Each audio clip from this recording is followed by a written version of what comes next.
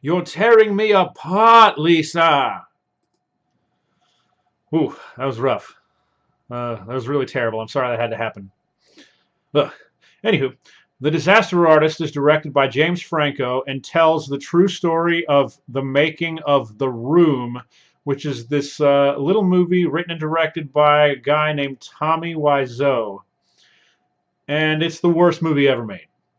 I've seen The Room a couple of times, and I have a fond, sort of affectionate opinion of it. But I've never been a huge fan. It has a huge cult following though, because its lead is kind of a weird guy, but he's got a reputation for being really really nice to his fans, and that's cool. Um, but the movie's really badly written and really poorly acted, and it's kind of become infamous in that regard. The Disaster Artist is based on a novel about the trials and tribulations that Tommy and his friend Greg go through to become actors, fail as being actors, and then decide to make their own movie. Now, Tommy Wiseau is sort of an odd, kind of mysterious, weird guy who's inexplicably wealthy. Nobody knows where he came from or how he got his money, whatever. In this movie, he's played by James Franco, who, like I said, also directs. And I'm surprised to say this, I was blown away by James Franco's performance in this movie. He embodies Tommy in a warm, like heartfelt, weird way, and this is Oscar material here, and it's a comedy, right? Like I'm shocked that I'm gonna say that, but James Franco does some of his finest work ever as Tommy Wiseau in this movie that it doesn't poke fun as much as you might think, and I'm gonna get back around to that.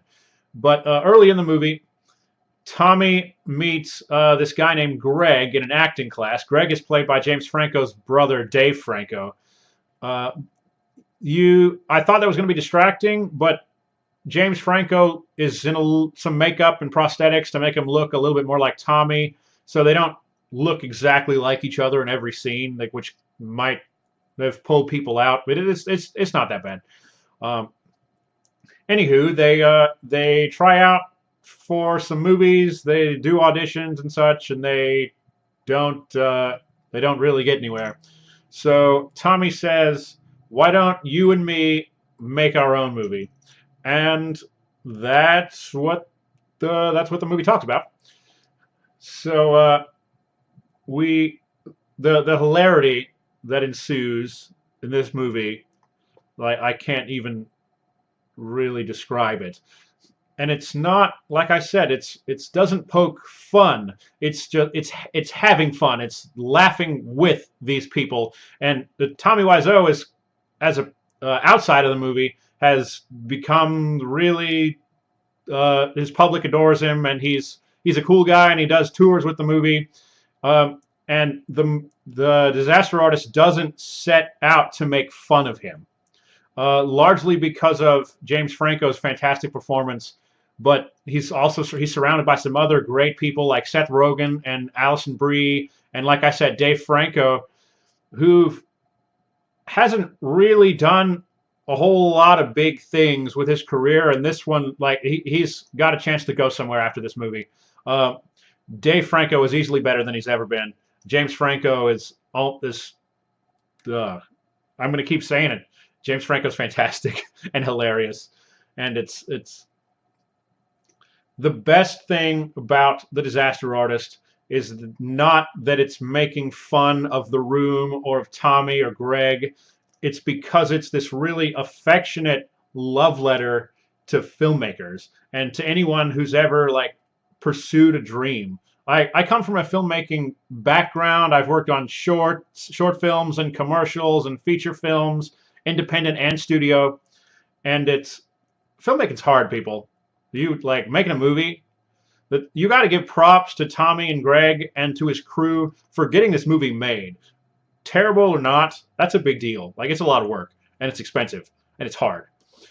and the disaster artist really, it really shows you that, and it shows you the thing, like working together for friends can all, that can lead to some weird things, and that happens, but they're all good people. Some of them are kind of weird, but the disaster artist is really affectionate towards its cast, or towards the people that it's involving.